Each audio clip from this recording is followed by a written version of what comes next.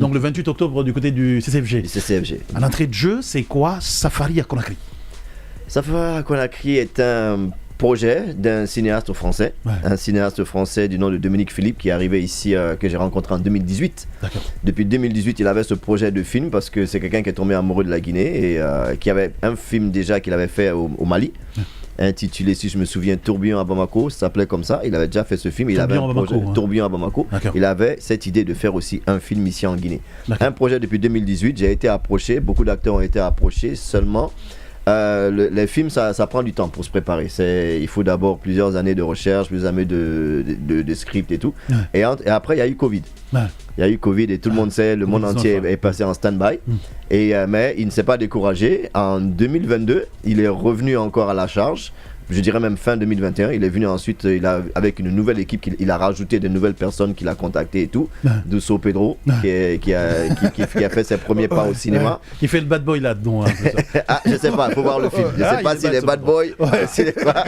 Il fait son gars. Tout le monde se demande qui est le Bandi Chef. Je suis en train d'envoyer plein d'indices pour dire aux gens, Bandi Chef l'a cherché bien. Mais après, de l'autre côté, il t'a pas loupé à l'entraînement. Et après, voilà, le reste c'est l'histoire. Il y a une panoplie d'acteurs, de grands acteurs dans le film, So Pedro, nous avons Matt Eketa, nous avons Fatou Bari, nous avons Sissé Papus aussi, qui n'est plus à présenter dans les Ibrahima Souri Tunkara qui n'est plus à présenter, nous avons Rougui, Yati Rougui aussi qui n'est plus à présenter. Et c'est vraiment une bouffée d'air frais, parce que pourquoi je dis ça? Parce que le cinéma guinéen, dans sa léthargie les dernières années, avec les dernières productions récemment, les dernières années, des quelques années qui ont suivi là, on est vraiment en train de revenir, d'essayer de sortir la tête de l'eau. Et ça se passe plutôt bien. Et j'espère que tout le monde, parce qu'on a besoin du soutien du public. Oui, on a besoin du travail. On a l'impression que les scripts sont bien soignés. Les gens prennent le temps de bien coordonner, de bien agencer les choses. Oui, les scripts sont soignés, on va dire un peu depuis assez longtemps. Dans beaucoup de films, même qu'on appelle les films PC et tout ça, on a vu des scénarios qui nous ont fait rire, qui nous ont amusés, qui nous ont fait pleurer, mais c'est juste que il y avait, pour des raisons, peut-être pour des manques de moyens, il n'y avait pas le son qui était au rendez-vous, il n'y avait pas la lumière qui était au rendez-vous, donc ça semblait pas professionnel. Maintenant, je pense que si les moyens sont mis au niveau du cinéma, je pense qu'on peut avoir de bons résultats, comme les films comme Vivre pour t'aimer, ou bien Safari à Conakry, ou bien Il va pleuvoir sur Conakry. Il va pleuvoir sur Conakry, c'est le seul film. C'est juste des moyens, quoi. Et vous avez vu, c'est ça en fait qui est un peu dommage, parce que la Guinée a fait partie des grands pays à l'époque qui avaient des bons projets de films.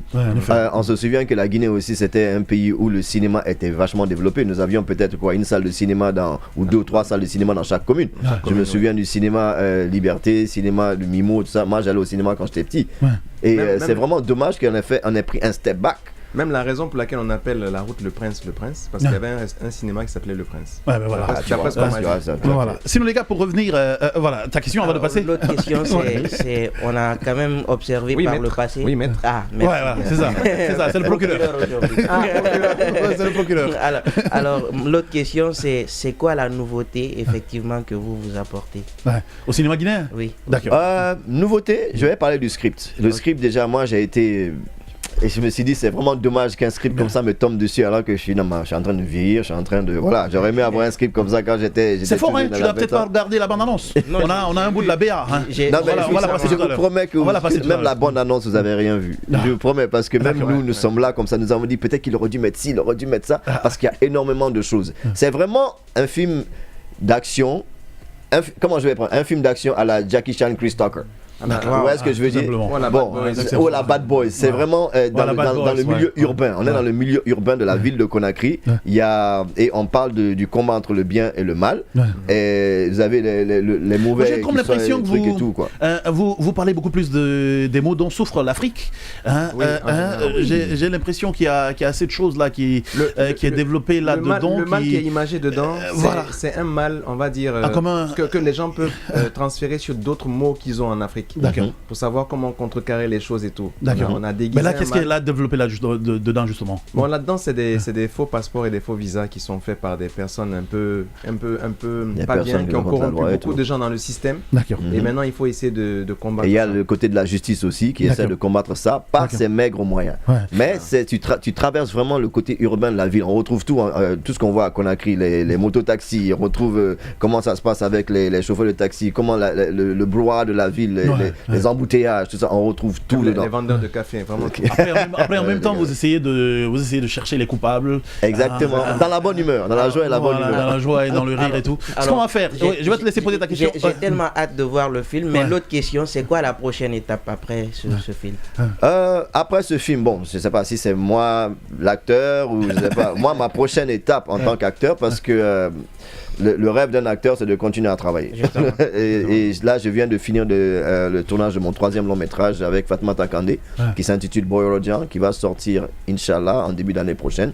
Et on espère, après ce projet, qu'il y en aura d'autres, et qu'il y en aura d'autres. Mais Salif Keita, il fait pas du reggae, non? En fait, non, faut voir le film. Le côté comique du film aussi. En fait, dans ce film, justement, quand ils sont en danger de mort, c'est là que des situations apparaissent. En fait, même dans les dessins animés, quand tu vois quelqu'un qui est en danger, ça fait rire. Alors dans cette situation-là, les gars sont en danger de mort et quand ils se disputent, ça devient encore plus drôle parce que on a essayé d'adapter un truc, je savais pas que ça avait un nom, le body move. Le body move, voilà. On voit dans L'Arme Fatale, dans Bad Boys, dans Rush Hour, les deux acteurs sont tout le temps ensemble mais ils s'entendent jamais. Un peu comme Suki et Sieki aussi, mais eux c'est vraiment beaucoup trop burlesque. Mais ces deux acteurs qui marchent ensemble, ils sont en train de faire le même travail mais ils ne s'entendent jamais. Et au moment où on va penser qu'ils vont s'entendre, il se passe toujours quelque chose. Donc c'est vraiment très. Et ça, c'est deux, c'est Cheikh Omar et. En fait, je tiens à remercier surtout Dominique Philippe pour un script comme celui-ci, parce que ça, c'est un vieux rêve qui n'a pas rêvé d'être dans un film d'action. Et moi, personnellement, mon plus vieux rêve, c'était d'être acteur de cinéma. Et dans ce film, j'ai pu vraiment des choses que j'aurais aimé faire il y a 20 ans. J'avais pu vraiment le faire, mais comme il y a des cascades, il y a des scènes de combat, tout ça là. Et ça, moi, le peu de choses que j'ai appris, j'ai pu vraiment mettre ça, parce que j'étais même à la technique. C'est moi qui disais, écoute, voilà comment on attrape une arme, chorégraphie des combats, c'est ça là. C'est quelque chose que j'ai toujours rêvé de faire. Et là, le fait d'avoir pu travailler sur ce film, c'est vraiment, même si on va pas, moi je suis heureux, moi je suis content et je remercie tout le monde. Même si on va pas. Il y a quand même eu des. Rebondis d'abord, après je te pose cette question. Il fallait faire vraiment bien les chorégraphies de combat. On a remarqué qu'il y a beaucoup de trucs, même dans certains films africains, les chorégraphies de combat, on sent que c'est du chiquet, mais est-ce que c'est pas du vrai? Et lui, il nous a donné plein de petites techniques. Dominique savait comment filmer derrière. Et par exemple, tous les coups que vous voyez passer sont pas vrais. C'est vraiment ça. Si l'autre coup était vrai, seulement on n'allait pas te le trouver avec tes mains. Durant le tournage, il y a eu des coups quand même. Il y a des coups qui sont passés. Il y a eu des petits accidents. Mais dès qu'il y avait le coup qui passait, le jeu continuait. Oui, ça continuait. Le réalisateur était content, il dit, il y a un vrai coup, donc c'est bon. Et il y a des moments où on s'arrêtait un peu.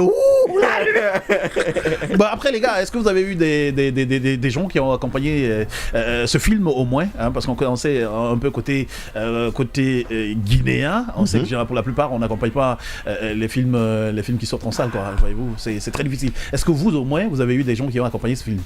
Il y a eu des accompagnements, on va dire des accompagnements sympas. Les accompagnements sympas. Je dirais là, je laisserai le réalisateur dire ça. De toute façon, le réalisateur. Non, on est juste acteur, on fait notre boulot. Ça n'a pas été accompagné, c'est ça? Non, financièrement. Il y a eu pendant le tournage, il y a eu des accompagnements. Il aurait fallu qu'il y ait des accompagnements maintenant pour la sortie et pour l'après, parce qu'un film c'est pas seulement la sortie, c'est après. Et je pense que pour l'instant les entreprises ne connaissent pas l'importance de l'après d'un film. Donc je pense que je les appelle même ceux qui ont leur logo sur l'affiche pour leur dire il y a un après. Parce qu'au moins il y a trois qui ont leur logo. Voilà, à la fin on a vu ça passer très rapidement. Ils sont là et on espère que ils seront dessus, parce que comme ils l'ont été pendant tout le long du tournage, sinon déjà on serait même pas à cette étape là. Déjà on les remercie énormément pour ça. Mais il faut qu'ils poussent encore, parce qu'on a besoin de en tout cas il y a eu de l'accompagnement, c'est vrai, mais comme on dit c'est vraiment, on ne sommes pas aussi bien placés pour donner les détails. Ceux qui n'ont pas accompagné, c'est dommage, parce que beaucoup ont été contactés, mais ils n'ont pas compris la vision de la chose. Mais est-ce qu'il y a encore du temps? Est-ce qu'on peut encore venir sur le film? Oui, bien sûr. Tout est bon, tout ce et même après la sortie, on va prendre surtout surtout un boost médiatique, un boost au niveau du public, parce qu'il faut que les gens redécouvrent le cinéma. En effet. Par exemple, moi j'ai été contacté par énormément de jeunes qui n'avaient pas de me dire Cheikh, comment on fait pour entrer dans le cinéma. Ça commence d'abord par soutenir le cinéma. Va au cinéma, regarde les films, aimer ce que les gens font, et commence à contacter les gens et tout. Et c'est avec cet engouement que certaines choses vont se créer, comme des masterclass, des écoles d'acteurs et tout. C'est avec ça, quand on voit un engouement, on va créer le business qui vient avec. Allez, c'est ça. La dernière question avec toi. L'autre question, je suis tellement dans l'enthousiasme de revoir l'acteur en scène, mais ce que je veux dire, est-ce que pour vous aujourd'hui, malgré l'âge, c'est un chiffre pour vous et vous aimeriez bien continuer dans le cinéma? Parce que nous, le peu que j'ai vu, j'ai bien envie de voir ça perpétuellement. De quel âge il parle? Moi j'ai 20 ans, hein, de quoi il parle? Je ne sais pas de quoi il parle. Moi j'ai 20 ans. Ce qui est drôle, c'est qui est drôle. Parce que tu vas pas regarder sur Ce qui est drôle, il y a une scène dans le film, je suis sûr que les gens vont remarquer dans le film, je vais faire une cascade. Bon, c'est moi qui proposais les cascades au réalisateur, mais lui il disait non, on va pas aller jusque là. J'ai dit non, je peux le faire. Et sans même lui donner son avis, pendant que j'ai un film, tu me vois faire, je saute ici, j'attrape là, et ça se passe bien. Ils font, tu peux recommencer ça? Ok. Et c'est là que je me casse la gueule. Je refais encore. Et puis là, ils étaient morts de rire comme ça. Mais moi, j'adorais ça. J'ai dit, j'aurais aimé qu'on me donne cette occasion. Et il dit non, maintenant que j'ai l'occasion, qu'est-ce que je vais faire? Je vais arrêter? Non, je vais le faire. Donc pour te répondre là, je suis là encore. Je suis pas encore mort, je suis là encore. Il y a 20 films. De toute façon, vous avez l'Open. Khalil Oulari, lui, a décidé de vous accompagner. Il dit que Joma est à votre disposition. Donc, vous pouvez venir quand vous voulez pour les accompagnements comme ça. Un message la fin, en 10 secondes. Merci vraiment aux médias. On me demande de rendre l'antenne médecin. Oui, d'accord. En 10 secondes, un message la fin. Merci aux médias déjà, parce que sans les médias, on ne peut pas faire ce qu'on fait. Tu le sais. En dehors de notre problème de viande, parce que je tiens à dire aux téléspectateurs, Kamal, si tu es ami avec lui jusqu'au moment où il doit payer la viande pour manger, non, il est méchant. Mais à part ça, merci aux médias, parce que sans les médias, les gens ne peuvent pas voir les bandes annonces, ils ne peuvent pas savoir qu'il y a une effervescence autour de la chose. Et on espère que les gens vont aimer le film. Vraiment. Simplement. Moi, je vais lancer un appel. D'abord, merci aux médias, comme il dit. Je vais lancer un appel à tout le monde pour dire que le cinéma est un gros messager de la culture. C'est une grosse part de ce qui on est. Il faut que le cinéma, en fait, que les gens acceptent d'accompagner le cinéma. Le cinéma, c'est de l'argent, mais qui rapporte aussi de l'argent. Hollywood, 97% des financements d'Hollywood sont privés. Vous voyez ce que je veux dire? Donc, aider le cinéma guinéen à revenir à retrouver sa lueur d'antan. Vraiment. Le rendez-vous est donc pris pour le 28 octobre prochain au CCFG pour vivre donc l'avant-première de ce film Safari à Conakry. Ça va se passer donc au CCFG, comme je le disais, à 19h. Heure à ne surtout pas à rater parce que ça fait heure française au CCFG. Ah oui, heure de blanc. Quand on dit 19h, c'est 19h. 19h, faut pas venir 20 minutes. On se connaît.